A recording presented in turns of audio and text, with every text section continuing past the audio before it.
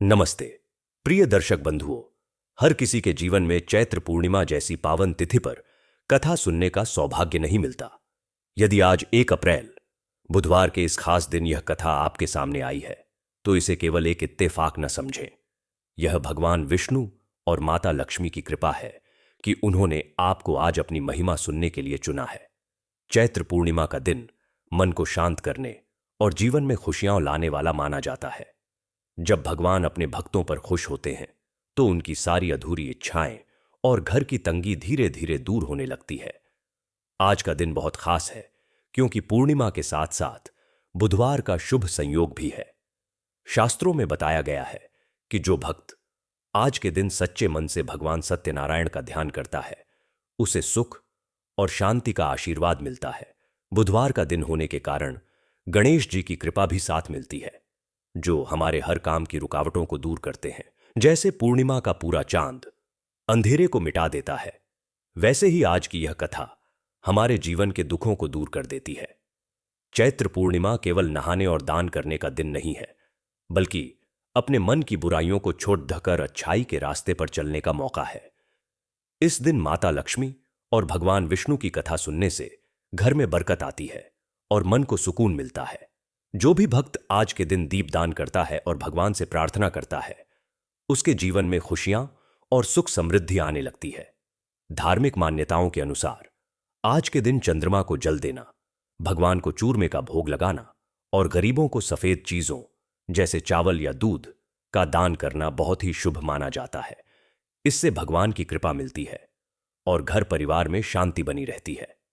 आप सभी से मेरी छोटी सी विनती है कि इस कथा को शांत मन और पूरी श्रद्धा के साथ सुने, क्योंकि जब हम पूरे विश्वास के साथ कथा सुनते हैं तभी हमें उसका पूरा फल मिलता है।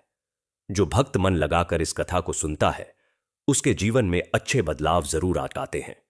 कथा सुनने के बाद इसे ज्यादा से ज्यादा लोगों के साथ शेयर करें ताकि दूसरे भक्त भी इस पावन दिन का लाभ उठा सकें।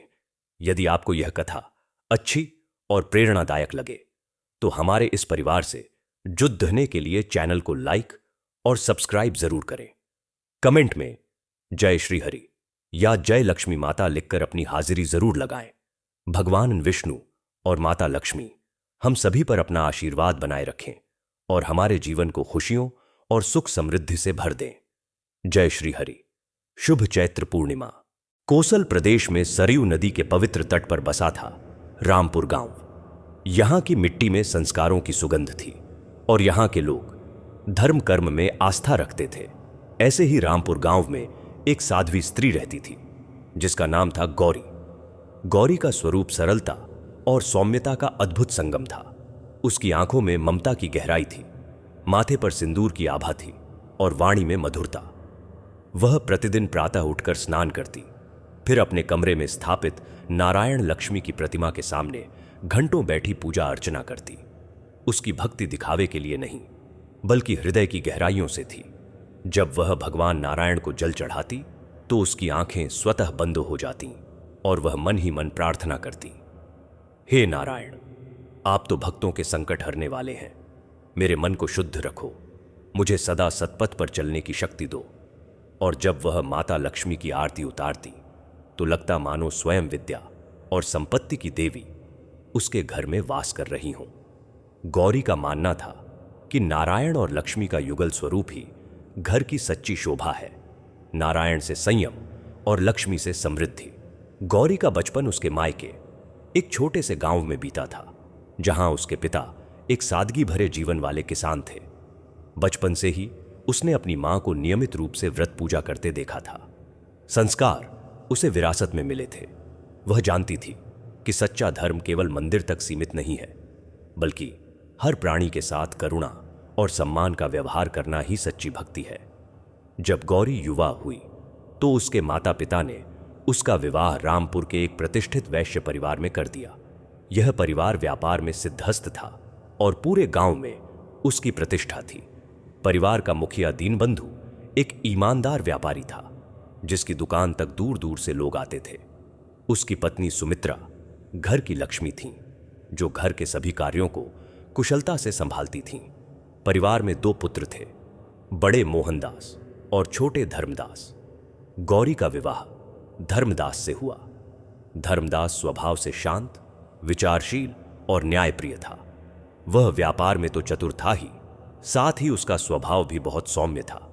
जब पहली बार गौरी उस घर में पहुंची तो उसकी सादगी, उसकी भक्ति और उसके संस्कारों ने सबका मन जीत लिया। सास सुमित्रा ने उसे आशीर्वाद दिया, बेटा तू हमारे घर की लक्ष्मी है। गौरी ने भी ससुराल में आकर अपने संस्कारों को और निखारा। वह सुबह सबसे पहले उठती, पूजा पाठ करती, फिर पूरे परिवार की सेवा में जुट जाती। उसके हाथों का बना भोजन सभी को प्रिय था। वह कभी किसी से ऊंच नीच का व्यवहार नहीं करती थी। नौकरों से लेकर पड़ोसियों तक सब उसके व्यवहार से प्रसन्न रहते थे। नारायण लक्ष्मी की भक्ति उसके लिए केवल पूजा पाठ तक सीमित नहीं थी। वह हर रोज गरीबों को अन्नदान करती, मंदिर की सफाई में हाथ बटाती और किसी के दुख में बिना बुलाए पहुंच जाती। गांव के लोग कहते थे, धर्मदास की पत्नी तो सचमुच देवी का अंश है। इस प्रकार गौरी का विवाह एक अच्छे, प्रतिष्ठित और संस्कारी परिवार में हुआ था और वह अपनी नारायण लक्ष्मी भक्ति के कारण घर में सबकी प्रिय थी। पर जीवन में सुख के बादल हमेशा नहीं छाए रहते। आगे उसकी प्रतीक्षा में कठिन परीक्षाएं थीं, जो उसके धैर्य और भक्ति की अग्नि परीक्षा लेने वाली थीं। विवाह के बाद गौरी के जीवन में सब कुछ सुखद था, पर एक कमी थी जो उसके मन को चुपके चुपके कुरेदती रहती थी, संतान की कमी। 1 वर्ष बीता, 2 वर्ष बीते, 5 वर्ष बीते और फिर 10 वर्ष बीत गए। गौरी की गोद खाली रही। घर में उसके प्रति सबका स्नेह था, पर जब भी कोई मां अपने बच्चे को गोद में उठाती तो गौरी की आंखें अपने आप भर आतीं। वह किसी से कुछ नहीं कहती थी, पर रात के सन्नाटे में वह अपने कमरे में बैठकर नारायण लक्ष्मी की मूर्ति के सामने आंसू बहाती। हे माता, मेरे पास सब कुछ है, पर वह एक सुख नहीं जो मुझे मां बनाए। क्या मैं इतनी अभागी हूं? दिन में वह मुस्कुराती, घर के सारे काम कुशलता से करती, पर उसकी मुस्कान के पीछे एक गहरी उदासी छिपी थी। पूर्णिमा के दिन वह विशेष रूप से व्रत रखती और चंद्रदेव से संतान की कामना करती। उसका दुख उसने कभी किसी से साझा नहीं किया। वह चुपचाप अपनी पीड़ा को मन में ही दबाए रहती और भगवान से प्रार्थना करती रहती, जब तुम्हारी इच्छा होगी तभी दोगे।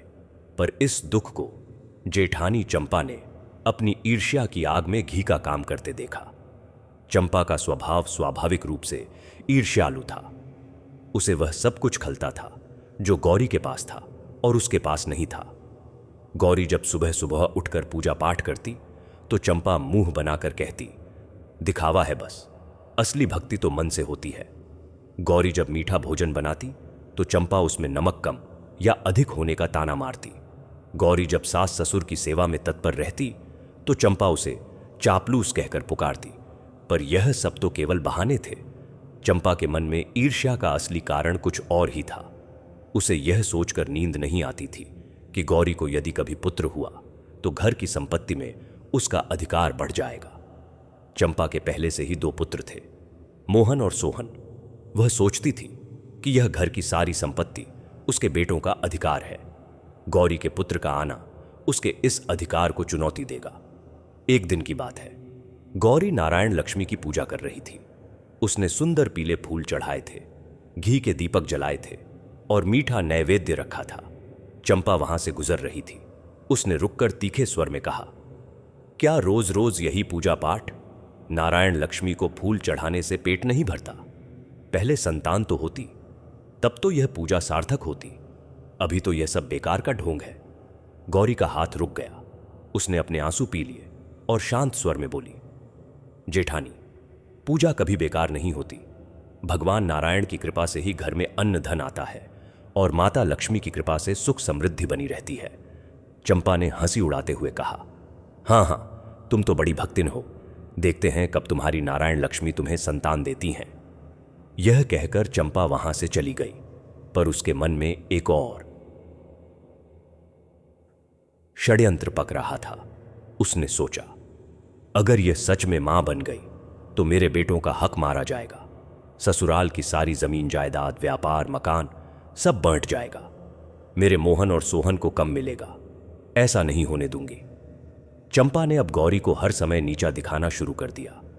जब कभी गौरी किसी मंगल कार्य में शामिल होती, चंपा सबके सामने कहती, इसे मत बुलाओ, यह कुलक्षणी है।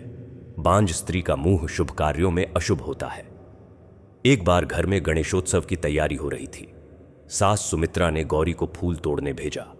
चंपा ने तुरंत बीच में टोकते हुए कहा, मां, इसे मत भेजिए। पिछली बार जब इसने फूल तोड़े थे तो मेरे पति का व्यापार डूब गया था। इसके हाथों में कोई शक्ति नहीं है, बस अशुभ है। सुमित्रा ने कुछ नहीं कहा, पर गौरी के मन पर यह बात तीर की तरह लगी। वह चुपचाप अपने कमरे में चली गई और नारायण लक्ष्मी की मूर्ति के सामने बैठकर रोने लगी। उसने मन ही मन प्रार्थना की, हे नारायण, हे माता लक्ष्मी, मैंने क्या पाप किया है? मैं तो केवल आपकी भक्ति करती हूं, फिर ये अपमान क्यों?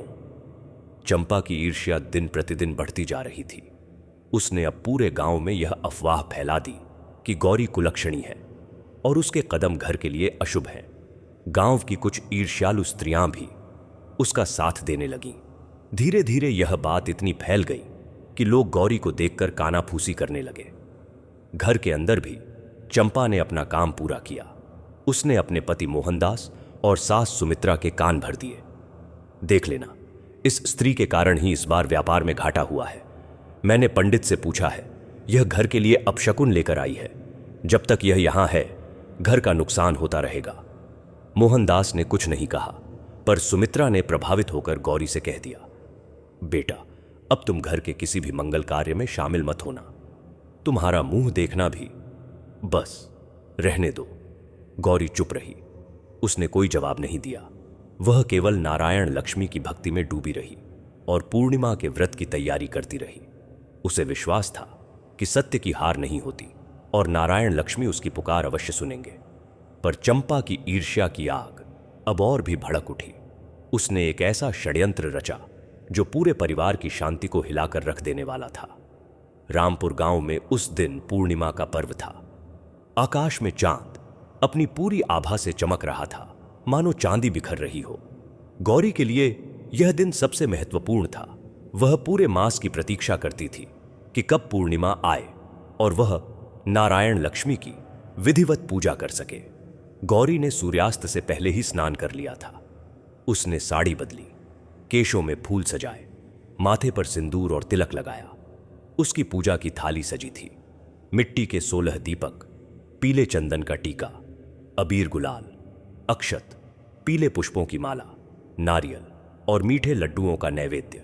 गौरी ने भगवान नारायण और माता लक्ष्मी की मूर्तियों को गंगा जल से स्नान कराया था और नए वस्त्र पहनाए थे। पूरा कमरा सुगंधित धूप अगरबत्ती की खुशबू से महक रहा था। गौरी ने पूजा शुरू करने के लिए दीपक जलाने की तैयारी की। वह थोड़ी देर के लिए रसोई से घी लाने के लिए बाहर गई। उसे लगा कि कुछ ही क्षणों में वह लौट आएगी, पर इन्हीं क्षणों में जेठानी चंपा ने अपना षड्यंत्र रच डाला। चंपा काफी समय से चुपके चुपके गौरी की पूजा पर नजर रखे हुए थी। जैसे ही गौरी कमरे से बाहर गई, चंपा सांप की तरह फिसलती हुई अंदर घुसी। उसकी आंखों में ईर्ष्या की ज्वाला धधक रही थी। उसने देखा, वह सजी हुई थाली, जलते हुए दीपक, भगवान की मूर्तियां। उसके मन में विष उमड़ आया। यह सब करके दिखावा करती है, नारायण लक्ष्मी को प्रसन्न करने का ढोंग। अगर सच में इसकी पूजा फलती तो इसे संतान क्यों नहीं हुई? आज इसका यह अहंकार तोड़ूंगी। चंपा ने झट से पूजा की थाली उठाई। 16 दीपक, चंदन, फूल, अक्षत, नैवेद्य सब कुछ समेट लिया। वह तेजी से पिछले दरवाजे से बाहर निकली और घर के पीछे नाली के पास पहुंची। बिना किसी झिझक के उसने सारी पूजा सामग्री नाली में फेंक दी। दीपक चटक गए, फूल कीचड़ में मिल गए, नैवेद्य गंदगी में समा गया। चंपा ने एक बार नाली की ओर देखा, मुंह पर घृणित मुस्कान लाई और वापस घर में आ गई। अब उसे केवल इंतजार था कि गौरी लौटे और खाली थाली देखे। जब गौरी घी लेकर कमरे में लौटी तो उसके पैर जमीन पर जम गए। पूजा की थाली गायब थी, दीपक गायब थे, चंदन, फूल, नैवेद्य सब कुछ गायब था। केवल नारायण लक्ष्मी की मूर्तियां वहां रखी थीं, मानो वे सब देख रही हों। गौरी स्तब्ध रह गई। उसने आंखें बंद कर लीं, मन में प्रार्थना की, हे नारायण, हे माता लक्ष्मी, यह क्या हुआ? इतने में चंपा जोर जोर से चिल्लाती हुई अंदर आई।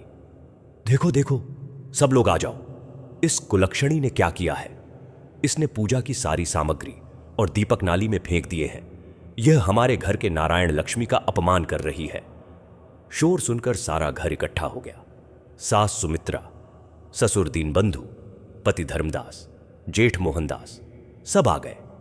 चंपा ने सबको नाली के पास ले जाकर दिखाया। वहां पूजा की सामग्री कीचड़ में बिखरी पड़ी थी। गौरी ने कांपते स्वर में कहा, मैंने नहीं किया, मैं तो घी लाने गई थी, मैं ऐसा कैसे कर सकती हूं। पर किसी ने उसकी एक न सुनी। सबने चंपा की बात सच मान ली। उस दिन गौरी का अपमान चरम पर पहुंच गया। उसे नारायण लक्ष्मी की पूजा का अपमान करने वाली कहा गया। पर गौरी जानती थी सत्य केवल उसके और भगवान के बीच था। वह चुप हो गई, पर उसका हृदय विदीर्ण हो रहा था। नाली में बिखरी पूजा सामग्री को देखकर पूरा घर सन्नाटे में डूब गया। सास सुमित्रा के हाथ कांप रहे थे, ससुर दीनबंधु का माथा ठनका हुआ था और धर्मदास की आंखों में विश्वास और संदेह का संघर्ष चल रहा था। पर चंपा ने इसी मौके को भुनाने में कोई देर नहीं की। वह जोर जोर से चिल्लाने लगी, मानो कोई बड़ा अनिष्ट हो गया हो। देखा सबने, यह है हमारी इस संस्कारी बहू की करतूत। रोज रोज की पूजा भक्ति का यही परिणाम है। इसने ही पूजा की सारी सामग्री नाली में फेंकी है। मैंने अपनी आंखों से देखा, यह खुद नाली की ओर जा रही थी।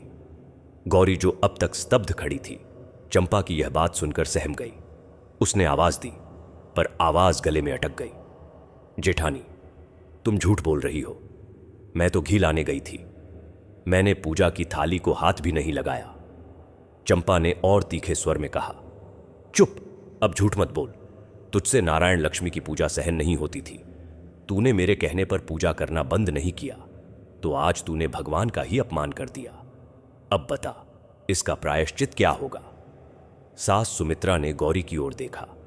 उनकी आंखों में गुस्सा था, पर गहरे में एक मां जैसी पीड़ा भी थी। वह बोली, गौरी, तुमसे यह क्या हो गया। तुम तो इतनी संस्कारी थीं। घर की लक्ष्मी कहकर तुम्हें बिठाया था, आज तुमने नारायण लक्ष्मी का ही अपमान किया। यह कोई छोटा पाप नहीं है। ससुर दीनबंधु ने भारी स्वर में कहा, बहू, यह बहुत बड़ा अपराध है। घर के देवताओं का अपमान, यह क्षमा करने योग्य नहीं है।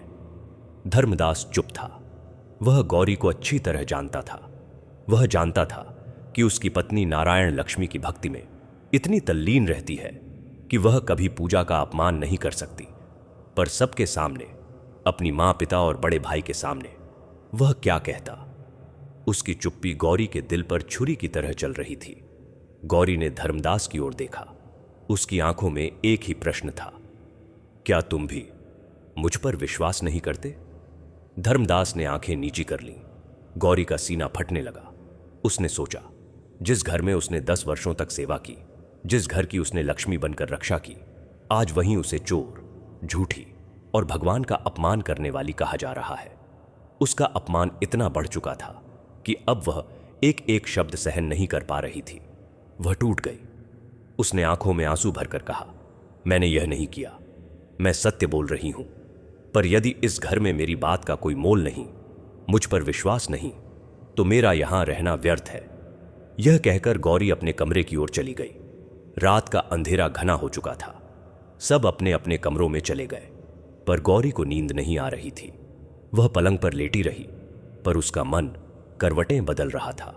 एक बार उसने सोचा, सुबह सब शांत हो जाएंगे, सब ठीक हो जाएगा। पर फिर उसे चंपा की बातें याद आईं। कुलक्षणी, अपशकुनी, बांझ और आज भगवान का अपमान करने वाली। उसके मन में एक बात बार बार आ रही थी, अब यह घर मेरे लिए नहीं है। आधी रात के बाद जब सब सो गए, गौरी चुपके से उठी। उसने अपनी नारायण लक्ष्मी की छोटी मूर्तियां अपने आंचल में बांध लीं। उसने किसी से कुछ नहीं कहा। वह पिछले दरवाजे से निकल गई। रात का अंधेरा घना था। आकाश में पूर्णिमा का चांद था, पर उसकी रोशनी गौरी के अंधेरे मन को नहीं भर पा रही थी। वह रोती हुई लड़खड़ाते कदमों से नदी किनारे की ओर चल दी। उसे नहीं पता था कि वह कहां जा रही है। उसे केवल इतना पता था कि जिस घर को उसने अपना माना, वहां अब उसके लिए जगह नहीं थी। उसके मन में केवल एक ही पुकार थी, हे नारायण, हे माता लक्ष्मी, अब तुम ही मेरी गति हो। और वह अंधेरी राहों में चलती रही जहां उसकी करुण पुकार सुनने वाला कोई नहीं था, सिवाय उस चांद के जो ऊपर चुपचाप सब देख रहा था। रात का अंधेरा घना था, पर आकाश में पूर्णिमा का चांद अपनी पूरी आभा से चमक रहा था। सरयू नदी की लहरें चांदनी में चांदी की तरह चमक रही थीं। गौरी रोती हुई लड़खड़ाते कदमों से नदी के तट पर पहुंची। उसके पांवों में छाले पड़ गए थे, आंचल बिखर गया था, केशों में सजे फूल झड़ गए थे। वह जैसे तैसे नदी के किनारे एक बड़े पत्थर पर आकर बैठ गई। चारों ओर सन्नाटा था, केवल नदी का कलकल ध्वनि और झींगुरों की आवाजें थीं। गौरी ने आकाश की ओर देखा। पूर्ण चंद्रमा अपनी पूरी महिमा में था। उसकी शीतल चांदनी पृथ्वी पर बिखर रही थी, मानो वह किसी की पीड़ा को शांत करने के लिए ही उतरी हो।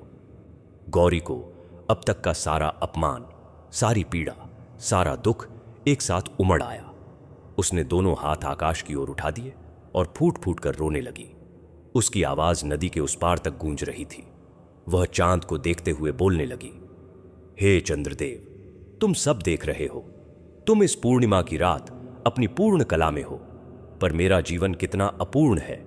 10 वर्ष से मैं मां नहीं बन पाई। मेरी जेठानी ने मुझे कुलक्षणी, अपशकुनी, बांझ कहकर पुकारा। मैं चुप रही। मैंने सोचा धैर्य रखूं, भगवान की मर्जी से सब ठीक होगा। उसके आंसू रुकने का नाम नहीं ले रहे थे। वह आगे बोली, आज उसने मेरी पूजा की सारी सामग्री चुराकर नाली में फेंक दी और मुझ पर इल्जाम लगाया कि मैंने नारायण लक्ष्मी का अपमान किया है। मेरे पति चुप रहे। मेरी सास ससुर ने मुझ पर विश्वास नहीं किया। जिस घर में मैंने 10 वर्ष सेवा की, आज वहां मेरी कोई इज्जत नहीं रही। गौरी ने अपनी आंचल से आंसू पोंछे और आगे कहा, हे चंद्रदेव, तुम साक्षी हो। मैंने कभी किसी का अहित नहीं सोचा। मैंने सदा सच बोला, सदा सत्कर्म किए। फिर मेरे साथ ऐसा क्यों? क्या मैं इतनी अभागी हूं कि मुझे मां बनने का सुख भी नहीं मिलेगा? क्या मुझे जीवन भर केवल अपमान ही सहना है? वह कुछ देर रुकी, फिर हाथ जोड़कर बोली, हे नारायण, हे माता लक्ष्मी, तुम ही मेरी एकमात्र शरण हो। मैंने सदा तुम्हारी भक्ति की है। आज मैं तुम्हें पुकार रही हूं। यदि तुम सच में सच्चे भक्तों की रक्षा करते हो तो मेरी पुकार सुनो। मुझे अब इस जीवन में कोई सुख नहीं चाहिए। बस मुझे शांति दो। मुझे बता दो कि मैंने क्या पाप किया है कि मेरे साथ ऐसा हो रहा है। उसकी यह करुण पुकार नदी के तट पर गूंज रही थी। वह इतनी विह्वल हो चुकी थी कि उसे अपने आसपास कुछ भी दिखाई नहीं दे रहा था। उसने आंखें बंद कर लीं और केवल रोती रहीं। तभी अचानक नदी का जल प्रकाशमान हो उठा। चांदनी और भी उज्जवल हो गई। आकाश से दिव्य प्रकाश की एक किरण पृथ्वी पर उतरी। नदी की लहरें थम गईं, हवा रुक गई, मानो सारी सृष्टि ने सांस रोक ली हो। उस प्रकाश के बीच से एक दिव्य रूप प्रकट हुआ, साक्षात माता लक्ष्मी। उनके चारों भुजाएं थीं, हाथों में सुनहरे कमल खिले थे। उनका वस्त्र रक्तांबर था, मस्तक पर मुकुट चमक रहा था और उनके मुख पर अद्भुत करुणा थी। उनके साथ दिव्य ज्योति थी जो पूरे नदी तट को प्रकाशित कर रही थी। उनके चरणों में कमल खिले थे और उनके आसन से सुगंध बिखर रही थी। गौरी ने जब यह दिव्य दर्शन देखा तो वह भाव विभोर हो गई। उसकी आंखें फटी रह गईं। उसने देखा वही माता लक्ष्मी जिनकी वह प्रतिदिन पूजा करती थी, जिनके गुणों का वह गान करती थी, वे स्वयं उसके सामने खड़ी थीं। उसके शरीर में सिहरन दौड़ गई। वह उठ खड़ी हुई और माता के चरणों में गिर पड़ी। माता लक्ष्मी ने करुणा भरे स्वर में कहा, उठो वत्से, उठो गौरी, मैं तुम्हारी पुकार सुनकर आई हूं। माता ने अपने कमल जैसे कोमल हाथों से गौरी को उठाया। गौरी की आंखों से आंसू बह रहे थे, पर अब वे दुख के नहीं बल्कि आनंद के आंसू थे। माता लक्ष्मी ने उसे अपने हृदय से लगा लिया और कहा, बेटा, मैं तुम्हारी सारी पीड़ा जानती हूं। तुम्हारे धैर्य, तुम्हारी भक्ति और तुम्हारे संयम से मैं प्रसन्न हूं। तुमने अपमान सहे पर कभी अधर्म का मार्ग नहीं अपनाया। यही सच्ची भक्ति है। गौरी ने हाथ जोड़कर कहा, माता, मुझे और कुछ नहीं चाहिए, बस आपका दर्शन मिल गया, यही मेरे लिए सब कुछ है। माता के मुख पर करुणा की अमृत धारा बह रही थी। उन्होंने अपने हाथ में एक दिव्य पीला फल लिया जो स्वर्ण के समान चमक रहा था, मानो सूर्य की किरणें उसमें समाहित हों। उस फल से अद्भुत सुगंध आ रही थी जिससे वातावरण मस्ती से भर गया। माता लक्ष्मी ने गौरी की ओर देखा और मधुर स्वर में कहा, वत्से गौरी, यह फल मेरी ओर से तुम्हें वरदान स्वरूप मिल रहा है। इसे ग्रहण करो। यह केवल एक फल नहीं है, यह मेरी कृपा का प्रतीक है। जो सच्चे हृदय से मेरी भक्ति करता है उसे कभी निराश नहीं होना पड़ता। गौरी ने आदरपूर्वक दोनों हाथ जोड़कर वह दिव्य फल ग्रहण किया। उसके स्पर्श मात्र से गौरी के शरीर में एक नई ऊर्जा का संचार हो गया। उसे लगा मानो उसके जीवन में अब कोई अंधेरा नहीं रह सकता। माता लक्ष्मी ने फिर गंभीर स्वर में कहा, अब मैं तुम्हें पूर्णिमा व्रत का गुप्त विधान समझाती हूं। इस व्रत को करने से मैं अत्यंत प्रसन्न होती हूं। ध्यान से सुनो और जैसा मैं कहूं वैसा ही करना। गौरी ने एकाग्रचित्त होकर माता की ओर देखा। माता लक्ष्मी बोली, प्रत्येक पूर्णिमा के दिन व्रत रखना, प्रातः स्नान करके स्वच्छ वस्त्र धारण करना, 16 श्रृंगार करना, यह मेरा विशेष प्रिय है। 16 दीपक घी से जलाकर मेरे समक्ष रखना। पीले पुष्प, पीले चंदन, पीले वस्त्र, पीले अक्षत। पीला रंग मुझे अति प्रिय है। नारायण और मेरी मूर्ति की विधिवत पूजा करना। इस मंत्र का जाप करना, एवं लक्ष्मी नारायणाभ्याम नमः। शाम को चंद्रोदय के समय चंद्रदेव को अर्घ्य देना। कर्पूर की आरती उतारना। रात्रि में भोजन नहीं करना, केवल फलाहार करना। अगले दिन ब्राह्मणों को भोजन कराकर व्रत खोलना। माता लक्ष्मी ने कुछ गुप्त मंत्र भी गौरी के कान में फूंके जो केवल वही जान सकती थी। गौरी ने सब कुछ हृदय में संजो लिया। माता ने अंत में कहा, गौरी, तुम्हारा धैर्य और तुम्हारी भक्ति अद्वितीय है। मैं तुम पर प्रसन्न हूं। यह व्रत करने से तुम्हारी गोद अवश्य भरेगी। धैर्य रखना और किसी के द्वेष में मत पड़ना। तुम्हारा पुत्र अत्यंत तेजस्वी और सुंदर होगा। इतना कहकर माता लक्ष्मी का दिव्य रूप धीरे धीरे विलीन होने लगा। गौरी ने चरणों में प्रणाम किया। नदी का तट फिर से शांत हो गया। केवल चांदनी बिखरी हुई थी और गौरी के हाथों में वह दिव्य पीला फल था।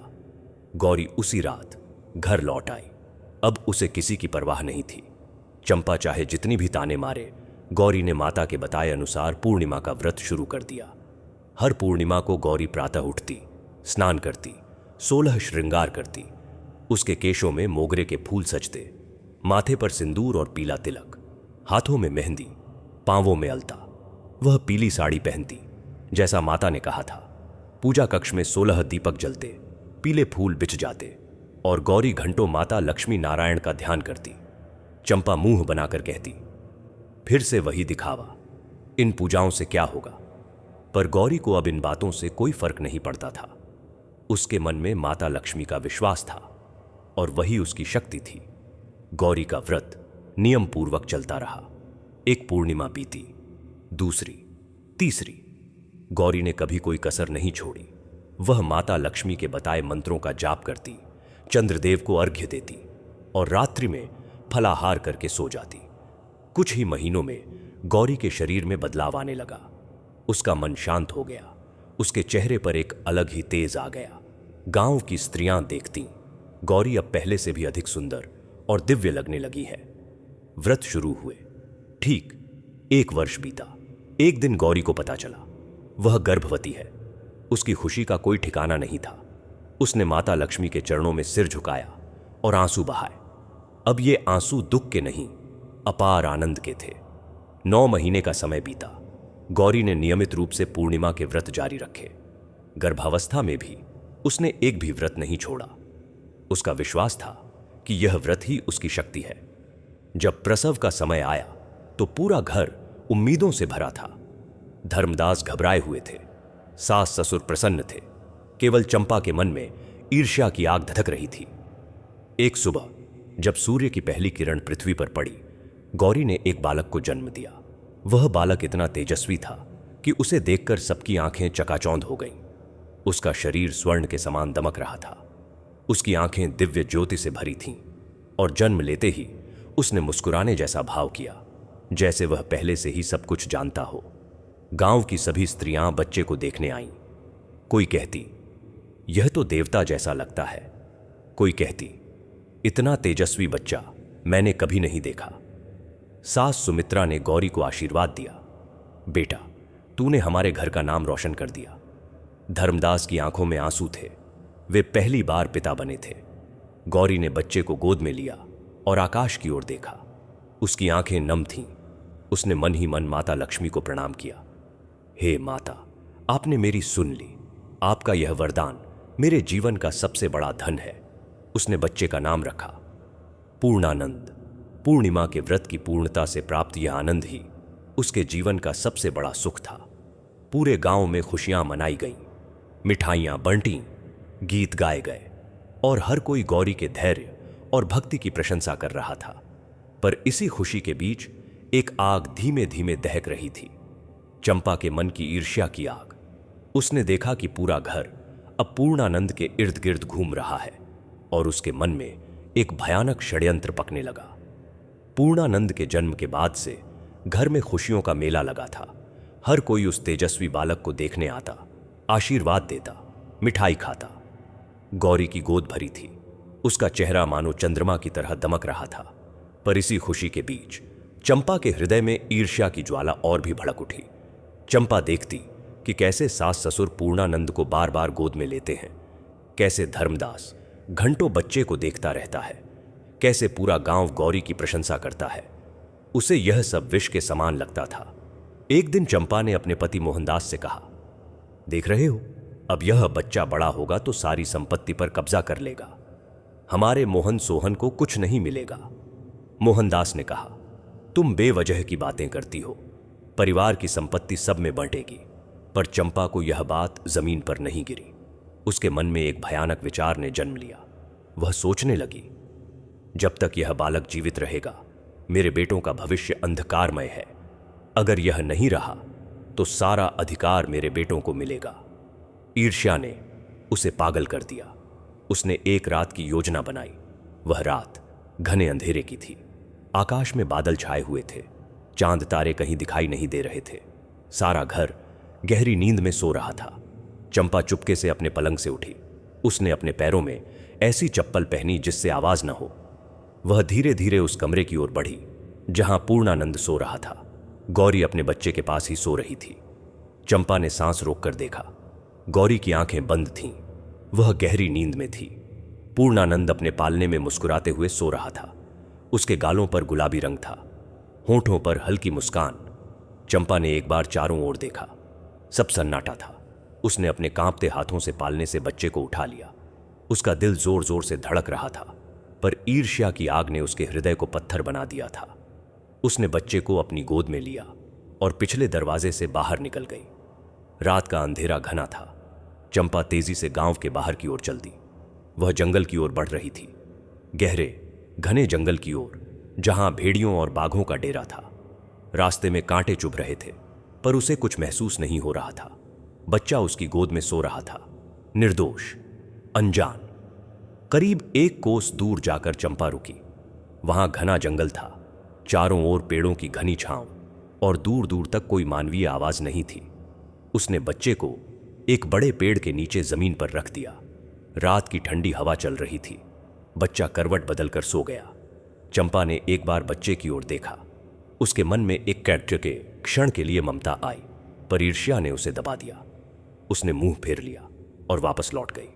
उसे लगा सुबह तक यह बच्चा जंगली जानवरों का भोजन बन जाएगा।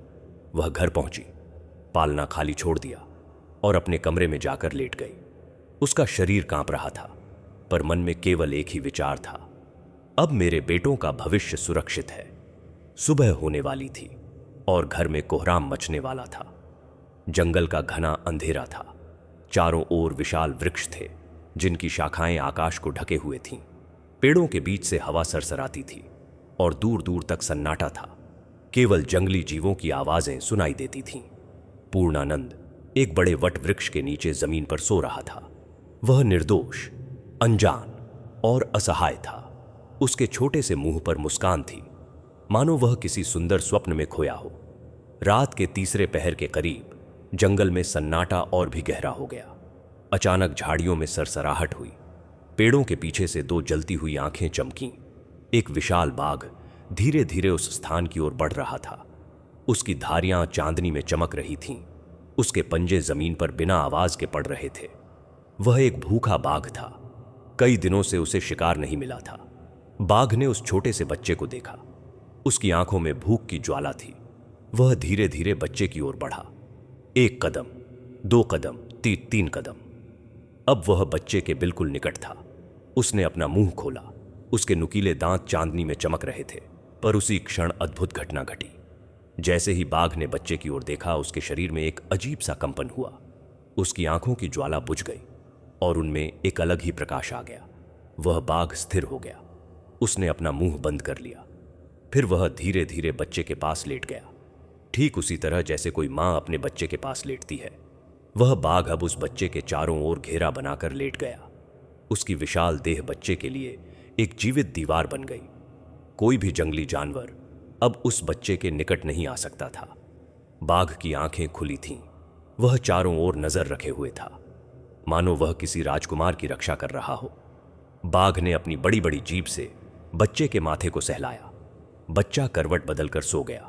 बाघ ने अपना पंजा बच्चे के ऊपर रख दिया, मानो उसे ढांक रहा हो, ठंड से बचा रहा हो।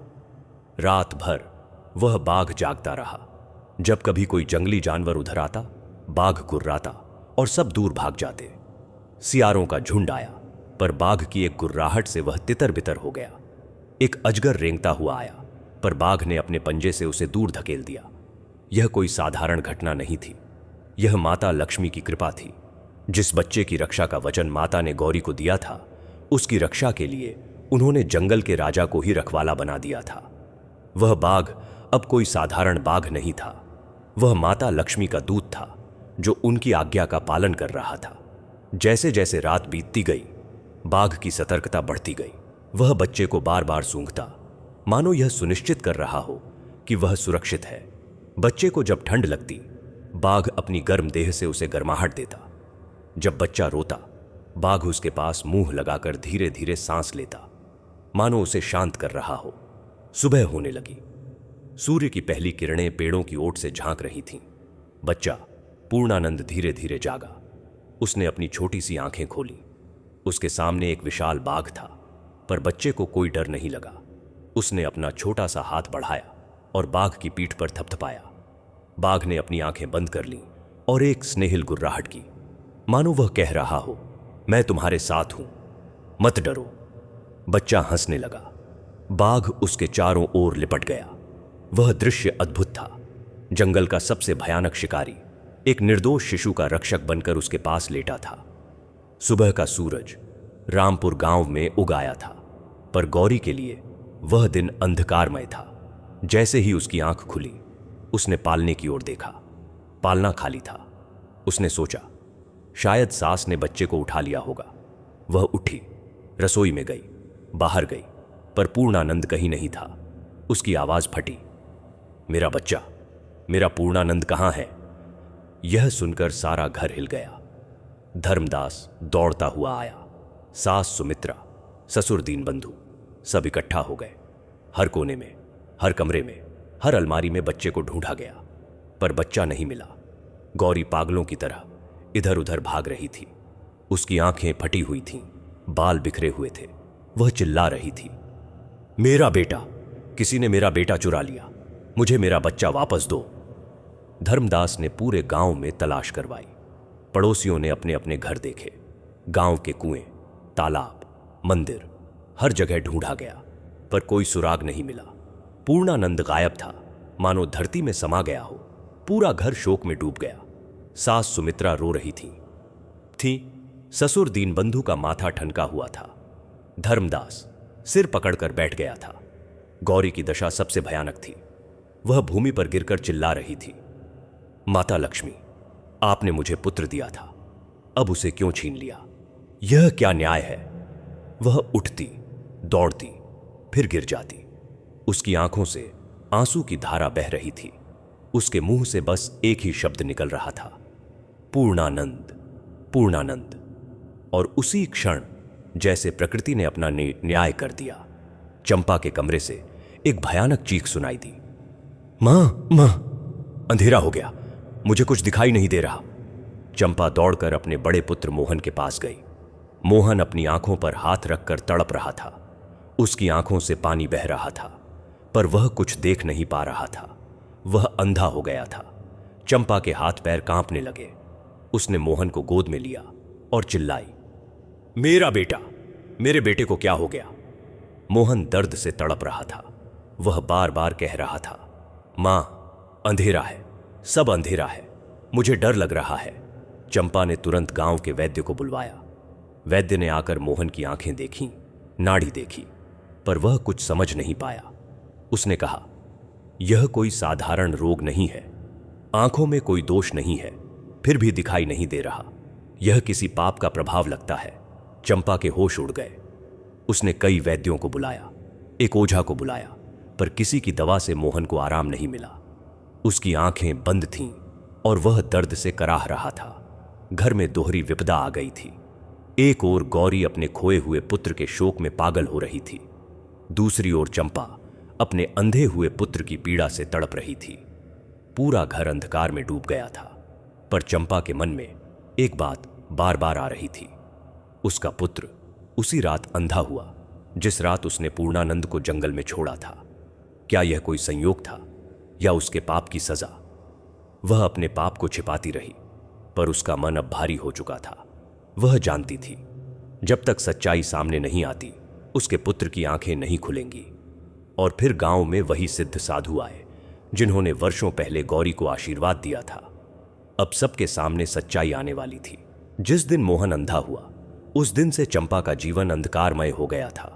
उसका बेटा, जिसकी आंखों में कपूर चमक थी, अब दर्द से तड़प रहा था। मोहन की आंखें बंद थीं और वह बार बार कह रहा था, मां, अंधेरा है, मुझे डर लग रहा है। चंपा का हृदय विदीर्ण हो रहा था। उसने तुरंत गांव के प्रसिद्ध वैद्य विद्याधर को बुलवाया। विद्याधर वैद्य ने मोहन की नाड़ी देखी, आंखें देखीं, जीभ देखी। उसने घंटों परीक्षण किया, फिर गंभीर स्वर में कहा, बहू, इस बालक की आंखों में कोई शारीरिक दोष नहीं है। नेत्र ज्यों के त्यों स्वस्थ हैं, फिर भी इसे दिखाई नहीं दे रहा। यह कोई साधारण रोग नहीं है। मैं कुछ औषधियां देता हूं, शायद लाभ हो। वैद्य ने कई जड़ी बूटियां मिलाकर एक लेप बनाया और मोहन की आंखों पर लगाने को कहा। 7 दिन तक नियम से लेप लगाया गया, पर कोई लाभ नहीं हुआ। मोहन की आंखें नहीं खुली। चंपा घबरा गई। उसने दूसरे गांव से एक और वैद्य बुलाया, काशीराम नामक प्रसिद्ध हकीम। काशीराम ने कई प्रकार की दवाइयां बनाई, कुछ पीने को दीं, कुछ आंखों में डालने को। मोहन को दिन रात दवाएं दी गईं, पर उसकी पीड़ा कम नहीं हुई। वह अब और अधिक तड़पने लगा था। उसकी आंखों से पानी बहता रहता था, पर रोशनी नहीं लौटी। चंपा ने अब ओझाओं और तांत्रिकों का सहारा लिया। गांव के बाहर से एक बड़ा तांत्रिक आया। उसने मंत्र तंत्र किए, रात में हवन किया, भस्म बनाकर मोहन की आंखों पर लगाई, पर कुछ नहीं हुआ। तांत्रिक ने कहा, यह कोई साधारण बीमारी नहीं है, किसी बड़े पाप का प्रभाव है। जब तक पाप का प्रायश्चित नहीं होगा, यह ठीक नहीं होगा। चंपा के होश उड़ गए। उसने एक एक करके आसपास के सभी वैद्यों को बुलवा लिया। कोई हकीम आया, कोई वैद्य आया, कोई ओझा आया। हर कोई अपनी अपनी विधि से इलाज करता, पर मोहन की आंखों में रोशनी नहीं लौटती थी। एक दिन एक बूढ़े वैद्य ने आकर मोहन को देखा। उसने बहुत देर तक नाड़ी देखी, आंखों की पुतलियां देखीं। फिर उसने चंपा से कहा, बहू, मैं 50 वर्ष से वैद्य कर्म कर रहा हूं। मैंने कई रोग ठीक किए हैं, पर यह रोग मेरी समझ से बाहर है। इस बालक की आंखों में कोई रोग नहीं है। यह कोई दैवी प्रकोप है। जब तक इसके कारण का नाश नहीं होगा, यह ठीक नहीं होगा। चंपा के पैरों तले जमीन खिसक गई। उसका पैसा बर्बाद हो रहा था, उसका बेटा तड़प रहा था, और उसकी चिंता दिन प्रतिदिन बढ़ती जा रही थी। रात में जब मोहन दर्द से कराहता, तो चंपा उसे गोद में लेकर बैठ जाती। मोहन पूछता, मां, मैं फिर से देख पाऊंगा? मुझे सूरज देखना है, मुझे तितलियां देखनी है, मुझे अपने दोस्तों के साथ खेलना है। चंपा की आंखों से आंसू बहते, पर वह कुछ नहीं कह पाती थी। वह जानती थी, उसके बेटे का यह दुख उसी के पाप का फल है। उसी रात जब उसने पूर्णानंद को जंगल में छोड़ा था, उसी रात उसका पुत्र अंधा हुआ था, पर वह अपना पाप कबूल नहीं कर पा रही थी। डर था, अगर सच्चाई सामने आ गई तो पूरा घर उसे क्या कहेगा, उसका पति उसे क्या समझेगा। वह चुप रही और अपने पुत्र को तड़पता देखती रही। कई दिन बीत गए। सभी वैद्य निराश होकर लौट गए। चंपा के सामने अब केवल एक ही रास्ता बचा था, सत्य का रास्ता, पर वह उस पर चलने से डर रही थी। तभी गांव में वही सिद्ध साधु आए जिन्होंने वर्षों पहले गौरी को आशीर्वाद दिया था। उनके आने से पूरे गांव में चर्चा शुरू हो गई। लोग कहने लगे, ये साधु महाराज कोई साधारण नहीं है, ये सब कुछ जानते हैं। उनके शरीर से दिव्य तेज झलकता था, उनकी आंखों में गहरी दृष्टि थी और उनके वचनों में अद्भुत शक्ति थी। वे वही साधु थे जिन्होंने वर्षों पहले गौरी को आशीर्वाद दिया था जब वह संतान सुख के लिए तरस रही थी। साधु के आने की चर्चा पूरे गांव में फैल गई। लोग उनके दर्शन के लिए उमड़ पड़े। कुछ लोग आशीर्वाद लेने आए, कुछ रोग शोक से मुक्ति पाने के लिए। साधु गांव के बाहर एक पुराने वट वृक्ष के नीचे विराजमान थे। उनके पास जो भी जाता वह शांत और धन्य होकर लौटता। जब यह बात गौरी के घर पहुंची तो सास सुमित्रा ने कहा, चलो साधु महाराज के दर्शन करें, शायद वे हमारे घर की इस विपदा का कोई उपाय बताएं। सारा परिवार, सास सुमित्रा, ससुर दीनबंधु, धर्मदास, मोहनदास, गौरी और चंपा सब साधु के पास पहुंचे। मोहन को भी ले जाया गया, जो अंधा हो चुका था और अब और अधिक कमजोर हो गया था। वह अपनी मां चंपा का हाथ पकड़े हुए था। उसकी आंखें बंद थीं, चेहरे पर पीड़ा थी। साधु ने सबको आते देखा। उनकी दृष्टि सबसे पहले गौरी पर पड़ी। गौरी की आंखें सूजी हुई थीं, चेहरा मुरझाया हुआ था। वह अपने खोए हुए पुत्र के शोक में दिन रात रोती रहती थी। साधु ने करुणा से उसकी ओर देखा, फिर अपनी दृष्टि चंपा पर डाली। चंपा साधु की दृष्टि सहन नहीं कर पाई। उसने सिर झुका लिया। उसका शरीर कांप रहा था। वह जानती थी कि अब छिपने का कोई स्थान नहीं है। साधु ने सबसे पहले मोहन को अपने पास बुलाया। उन्होंने अपना हाथ मोहन की आंखों पर रखा। कुछ क्षण मौन रहे, फिर बोले, इस बालक की आंखों में कोई रोग नहीं है। यह किसी पाप का प्रभाव है। जब तक वह पाप धुल नहीं जाता, यह अंधा रहेगा। सब चौंक गए। सुमित्रा ने पूछा, महाराज, कौन सा पाप? हमारे घर में तो कोई पाप नहीं हुआ। साधु ने गंभीर स्वर में कहा, जो पाप छिपाया जा रहा है वह अब छिप नहीं सकता। सत्य को सामने आना ही होगा। फिर साधु ने सीधे चंपा की ओर देखा और कहा, चंपा, तू जानती है कि तेरा पुत्र अंधा क्यों हुआ है? जिस रात तूने अपने निर्दोष भतीजे पूर्णानंद को उठाकर गहरे जंगल में छोड़ दिया, उसी रात तेरे पुत्र की आंखों की रोशनी चली गई। एक निर्दोष बालक का अहित करने का फल तेरे ही पुत्र को भोगना पड़ रहा है। साधु की यह बात सुनते ही पूरा परिवार स्तब्ध रह गया। सास सुमित्रा के पैरों तले जमीन खिसक गई। ससुर दीनबंधु का माथा ठनका। धर्मदास की आंखें फटी रह गईं। मोहनदास चंपा की ओर देखता रह गया। गौरी चीख पड़ी, जेठानी, तुमने मेरे पूर्णानंद को तुमने जंगल में छोड़ा। सुमित्रा ने चंपा की ओर देखा। बोल, सच है क्या? तूने ही मेरे लाडले पोते को जंगल में छोड़ा? चंपा का चेहरा पीला पड़ गया। उसके हाथ पैर कांपने लगे। वह गिरने लगी। उसने सोचा था कि यह रहस्य कभी नहीं खुलेगा, पर आज साधु ने सबके सामने उसका पाप खोल दिया था। वह फूट फूट कर रोने लगी। अब वह और झूठ नहीं बोल सकती थी। उसने सिर झुका लिया और कांपते स्वर में बोली, हां, मैंने ही किया। मुझसे बड़ा पाप हो गया। ईर्ष्या ने मुझे पागल कर दिया था। मुझे डर था कि पूर्णानंद बड़ा होकर मेरे बेटों का हक छीन लेगा, इसलिए मैंने उसे जंगल में छोड़ दिया। सुनते ही गौरी की चीख निकल गई। वह जमीन पर गिर पड़ी। धर्मदास ने उसे संभाला, पर वह बार बार बेहोश हो रही थी। उसका बेटा जंगल में था, असहाय, निर्दोष, अकेला। साधु ने शांत स्वर में कहा, अब रोने का समय नहीं है। अब समय है पाप का प्रायश्चित करने का। तू चंपा, जा जंगल में जाकर उस बालक को ढूंढ ला। माता लक्ष्मी की कृपा से वह अभी भी सुरक्षित है। तब जाकर तेरे पुत्र की आंखों की रोशनी लौट सकती है। चंपा तुरंत उठी। उसने अपने पति मोहनदास की ओर देखा, पर मोहनदास ने मुंह फेर लिया। उसने किसी से कुछ नहीं कहा और पागलों की तरह जंगल की ओर दौड़ पड़ी। गौरी भी उठी। वह चंपा के पीछे पीछे दौड़ने लगी। उसके मन में अब केवल एक ही आस थी, उसका पूर्णानंद जीवित हो, वह सुरक्षित हो। और दोनों जंगल की ओर दौड़ पड़ी, एक अपने पाप का प्रायश्चित करने, दूसरी अपने खोए हुए सुख को वापस पाने के लिए। चंपा पागलों की तरह जंगल की ओर दौड़ रही थी। उसके पांवों में कांटे चुभ रहे थे। साड़ी झाड़ियों में फंस रही थी, पर उसे किसी चीज का होश नहीं था। उसके मन में केवल एक ही विचार था, मेरा पाप, मेरा पाप। मैंने क्या कर दिया? पूर्णानंद कहाँ है? कहीं वह जीवित तो है? उसके पीछे पीछे गौरी भी दौड़ रही थी। गौरी की हालत और भी खराब थी। उसके बाल बिखरे हुए थे, आंखों से आंसू की धारा बह रही थी। वह लड़खड़ाते कदमों से चल रही थी, पर रुकने का नाम नहीं ले रही थी। उसके मुंह से बस एक ही शब्द निकल रहा था, पूर्णानंद, मेरा पूर्णानंद। जंगल घना था। पेड़ों की शाखाएं इतनी घनी थीं कि सूरज की किरणें भी मुश्किल से अंदर आ पाती थीं। चारों ओर सन्नाटा था, केवल पक्षियों की आवाजें और पत्तों की सरसराहट थी। चंपा उसी रास्ते से जा रही थी जहां उसने उस रात बच्चे को छोड़ा था। उसके पैर अपने आप उस दिशा में जा रहे थे, मानो उसका पाप ही उसे खींचे ले जा रहा हो। करीब 1 कोस चलने के बाद वह उस स्थान पर पहुंची जहां उसने पूर्णानंद को छोड़ा था। दूर से ही उसने देखा वही बड़ा वटवृक्ष, और उसके नीचे उसकी आंखें फटी रह गईं।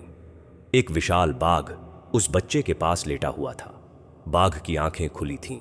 वह चारों ओर नजर रखे हुए था, और उसके पंजे के बीच में पूर्णानंद हंसते हुए खेल रहा था। बच्चा बाघ की पीठ पर हाथ फेर रहा था, बाघ की पूंछ पकड़ रहा था, और बाघ धीरे धीरे अपनी पूंछ हिलाकर उससे खेल रहा था। चंपा स्तब्ध खड़ी रह गई।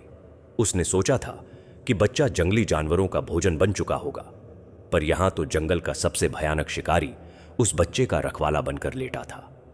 उसकी आंखों से आंसू छलक पड़े। वह समझ गई यह माता लक्ष्मी की कृपा थी।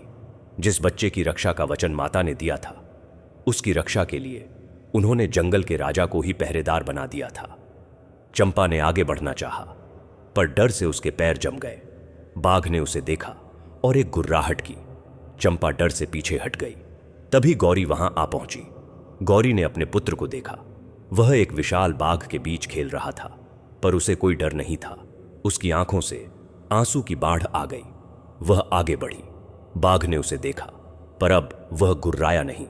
वह समझ गया था कि यह बच्चे की मां है। गौरी ने दौड़कर पूर्णानंद को गोद में उठा लिया।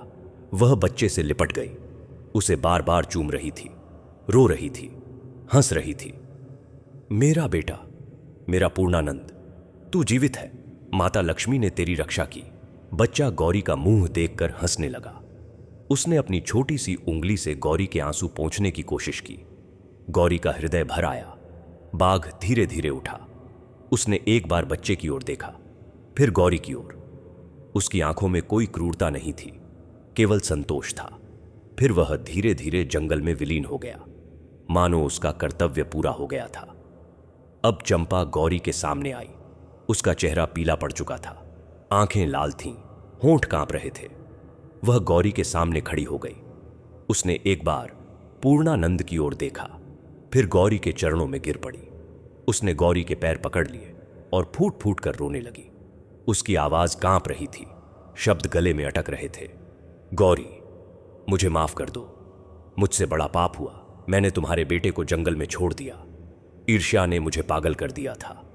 मुझे डर था कि यह बच्चा बड़ा होकर मेरे बेटों का हक छीन लेगा।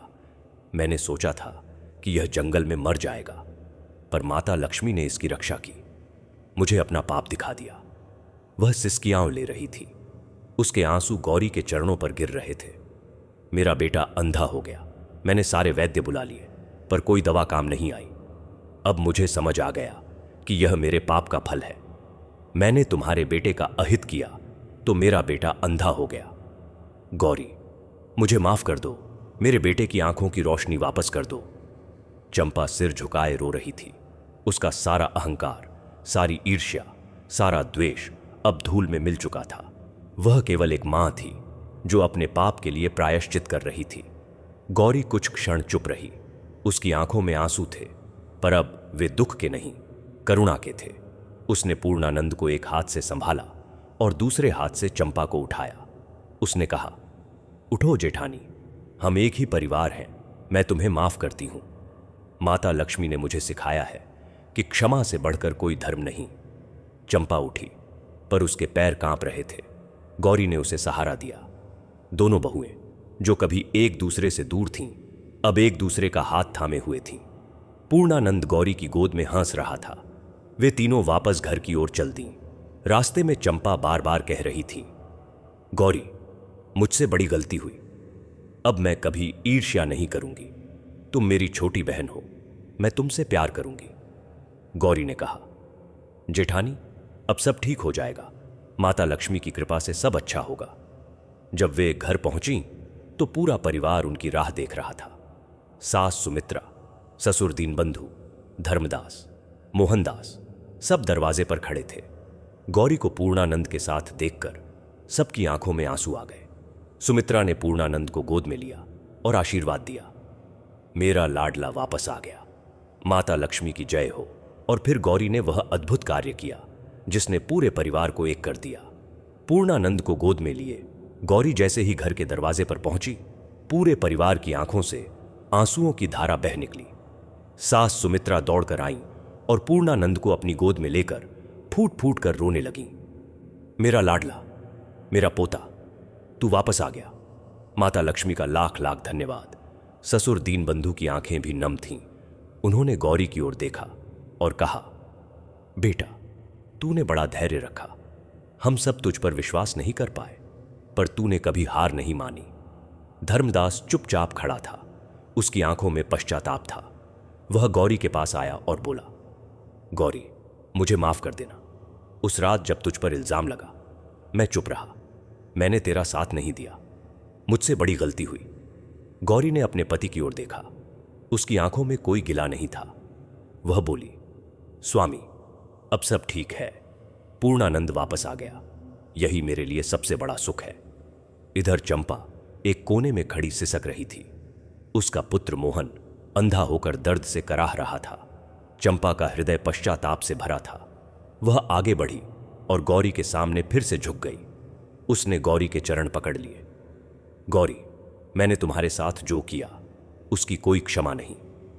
मैंने तुम्हें कुलक्षणी कहा, अपशकुनी कहा, तुम्हारी पूजा की सामग्री नाली में फेंकी और फिर तुम्हारे बेटे को जंगल में छोड़ दिया। मैं सबसे बड़ी पापिन हूं, पर मेरा बेटा, वह निर्दोष है। उसे मेरे पाप की सजा क्यों मिल रही है? गौरी, मुझे माफ कर दो। मेरे बेटे की आंखों की रोशनी वापस कर दो। चंपा की यह दशा देखकर सबकी आंखें भर आईं। मोहनदास भी आगे आया। उसने अपनी पत्नी की ओर देखा, फिर गौरी से कहा, देवरानी, मैं भी इसके लिए माफी चाहता हूं। मैंने भी तुम पर विश्वास नहीं किया। अब मुझे समझ आ रहा है कि तुम कितनी महान हो। गौरी ने चंपा को उठाया। उसके चेहरे पर कोई क्रोध नहीं था, केवल करुणा थी। उसने चंपा के आंसू पोंछे और कहा, जेठानी, उठो, मैं तुम्हें माफ करती हूं। माता लक्ष्मी ने मुझे सिखाया है कि क्षमा से बढ़कर कोई धर्म नहीं। तुम मेरी बड़ी बहन हो। हम एक ही परिवार हैं। अब हमेशा के लिए सब भूल जाओ। चंपा को गौरी का यह उदार वचन सुनकर और भी अधिक दुख हुआ। वह रोते हुए बोली, गौरी, तुम कितनी महान हो। मैंने तुम्हारे साथ इतना बुरा किया और तुम मुझे माफ कर रही हो। मैं तुम्हारी कर्जदार हूं। गौरी ने कहा, जेठानी, अब रोने का समय नहीं है। अब समय है हमारे भतीजे मोहन की आंखों की रोशनी वापस लाने का। गौरी ने पूर्णानंद को सास सुमित्रा की गोद में दिया। फिर वह अपने पूजा कक्ष में गई। उसने माता लक्ष्मी नारायण की मूर्ति के सामने दीपक जलाया, धूप दी और माता के बताए गुप्त मंत्रों का जाप करने लगी। उसने एक कलश में जल लिया और उसे अभिमंत्रित किया। वह जल अब केवल जल नहीं था, वह माता लक्ष्मी की कृपा से भरा हुआ था। उसमें गौरी के व्रत का सारा पुण्य समाहित था। गौरी वह कलश लेकर मोहन के पास आई। मोहन अपनी मां चंपा की गोद में सिर रखे कराह रहा था। उसकी आंखें बंद थीं, चेहरा पीला पड़ चुका था। गौरी ने अपना हाथ उसके सिर पर रखा और कहा, हे माता लक्ष्मी, आपने मुझे पूर्णिमा व्रत का पुण्य दिया। आपने मुझे पुत्र रत्न दिया। आज मैं वह सारा पुण्य अपने भतीजे मोहन को अर्पित करती हूं। मैं चाहती हूं कि उसकी आंखों की रोशनी वापस आ जाए। इतना कहकर गौरी ने अभिमंत्रित जल मोहन की आंखों पर छिड़का। जैसे ही जल की बूंदें मोहन की आंखों पर पड़ी, एक चमक हुई। मोहन ने करवट बदली, फिर धीरे धीरे अपनी आंखें खोलीं। पहले तो वह झपक रहा था, रोशनी से उसकी आंखें सिकुड़ रही थीं। फिर उसने चारों ओर देखा। उसने अपनी मां चंपा को देखा, फिर गौरी को, फिर दादा दादी को, फिर पूर्णानंद को। उसकी आंखों में चमक लौट आई थी। वह उठकर बैठ गया और बोला, मां, मुझे दिखाई दे रहा है, तुम दिख रही हो, सब दिख रहे हैं। चंपा फूट फूट कर रोने लगी। उसने मोहन को गोद में लिया और गौरी के चरणों में सिर रख दिया। वह बोली, गौरी, तुमने मेरे बेटे को जीवन दान दिया, मैं जीवन भर तुम्हारी ऋणी रहूंगी। गौरी ने उसे उठाया और गले लगा लिया। दोनों बहुएं एक दूसरे से लिपट कर रो रही थीं। अब ये आंसू दुख के नहीं, मिलन के और प्रेम के थे। सास सुमित्रा ने आगे बढ़कर दोनों को आशीर्वाद दिया। बेटियां, आज मैं धन्य हो गई। तुम दोनों ने मुझे सिखाया कि परिवार का सच्चा धर्म प्रेम और क्षमा है। ससुर दीनबंधु ने कहा, आज से इस घर में कभी ईर्ष्या द्वेष नहीं होगा, हम सब एक हैं। धर्मदास और मोहनदास ने भी एक दूसरे को गले लगाया। पूरा परिवार फिर से एक हो गया था। उस दिन के बाद से घर में सुख शांति लौट आई। चंपा का स्वभाव पूरी तरह बदल गया। वह अब गौरी की ईर्ष्या नहीं, बल्कि उसकी उदारता की कहानियां गाने लगी। दोनों बहुएं साथ साथ पूजा करतीं, साथ साथ व्रत रखतीं। गौरी हर पूर्णिमा को विधिवत व्रत करती रही। पूर्णानंद बड़ा होकर एक विद्वान, तेजस्वी और परोपकारी पुरुष बना। उसने कभी किसी से द्वेष नहीं किया, क्योंकि उसकी मां ने उसे सिखाया था, क्षमा से बढ़कर कोई धर्म नहीं।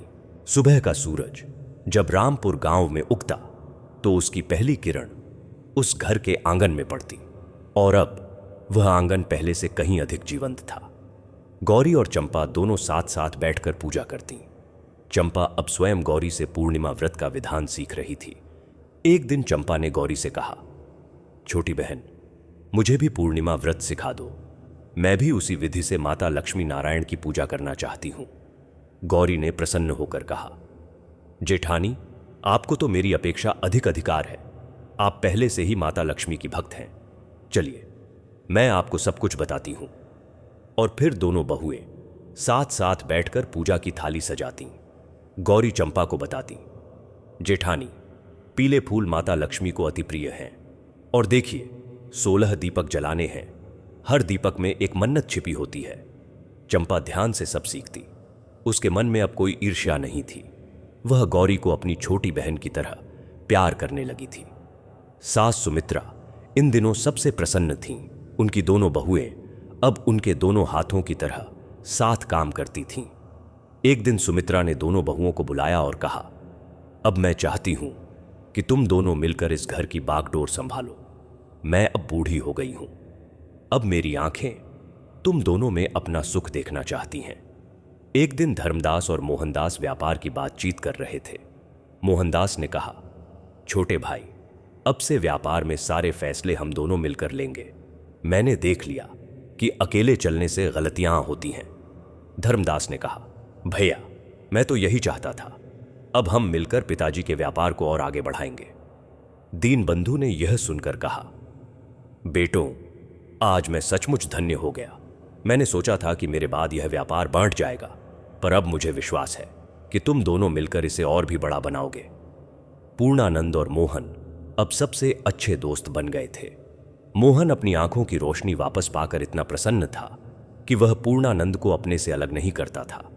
वह उसे गोद में उठाता, उसके साथ खेलता और उसे कहानियां सुनाता। एक दिन मोहन ने गौरी से कहा, चाची, पूर्णानंद मेरा भाई है, मैं उसकी हमेशा रक्षा करूंगा, उसे कोई कभी नुकसान नहीं पहुंचा सकता। गौरी की आंखें भर आईं। उसने मोहन को आशीर्वाद दिया, बेटा, तू बहुत अच्छा लड़का है, माता लक्ष्मी तुझे हमेशा सुखी रखे। चंपा ने यह देखा तो उसकी आंखों से आंसू बह निकले।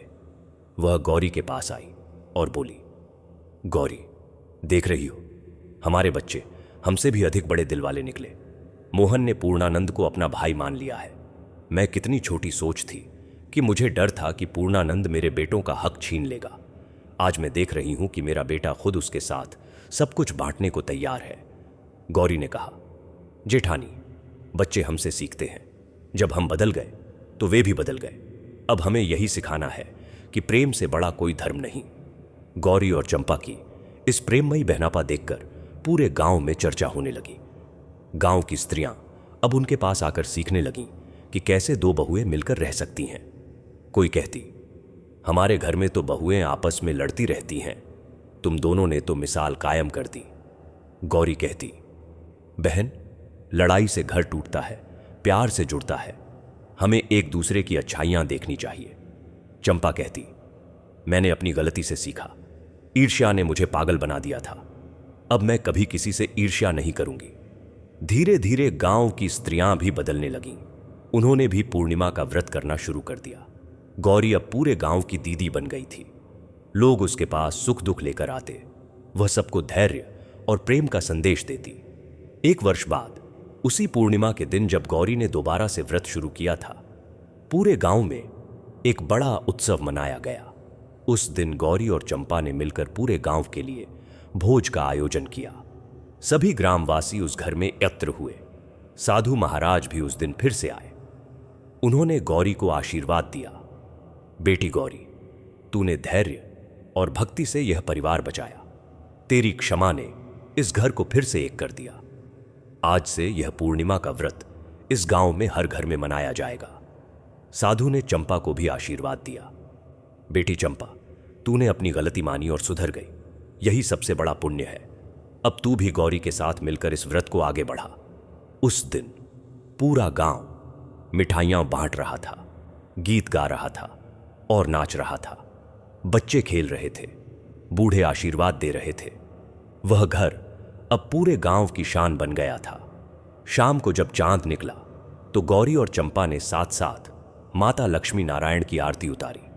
दोनों के हाथों में दीपक थे, दोनों के मुंह से मंत्र निकल रहे थे। पूरा परिवार उनके पीछे खड़ा था। सास सुमित्रा, ससुर दीनबंधु, धर्मदास, मोहनदास और बच्चे। आरती के बाद गौरी ने कहा, माता लक्ष्मी, आपने हमें सिखाया कि सच्ची संपत्ति प्रेम है, धन नहीं। आपने हमें सिखाया कि क्षमा से बढ़कर कोई धर्म नहीं। हम सब आपके ऋणी हैं। चंपा ने कहा, माता, मैंने अपनी गलती से सीखा, अब मैं कभी किसी से ईर्ष्या नहीं करूंगी। मैं गौरी को अपनी छोटी बहन की तरह प्यार करूंगी। सास सुमित्रा ने दोनों के माथे पर तिलक लगाया और कहा, बेटियां, आज मैं सचमुच धन्य हो गई। मेरे दोनों बेटों की 2 बहुएं हैं, पर मुझे लगता है मेरी 2 बेटियां हैं। उस रात चांदनी बिखर रही थी और उस चांदनी में वह परिवार प्रेम और स्नेह से ओतप्रोत था। पूर्णिमा का चांद आकाश में मुस्कुरा रहा था, मानो वह भी इस परिवार की खुशी में शामिल हो रहा हो। समय बीतता गया। पूर्णानंद बड़ा हुआ तो उसने अपनी मां की तरह धैर्य और भक्ति का मार्ग अपनाया। मोहन बड़ा हुआ तो उसने अपनी मां की गलती से सीख ली और कभी किसी से ईर्ष्या नहीं की। दोनों भाई मिलकर रहे, मिलकर व्यापार संभाला और पूरे गांव में अपने नाम की प्रतिष्ठा बढ़ाई। गौरी ने अपने जीवन में कभी भूलकर भी किसी से द्वेष नहीं किया।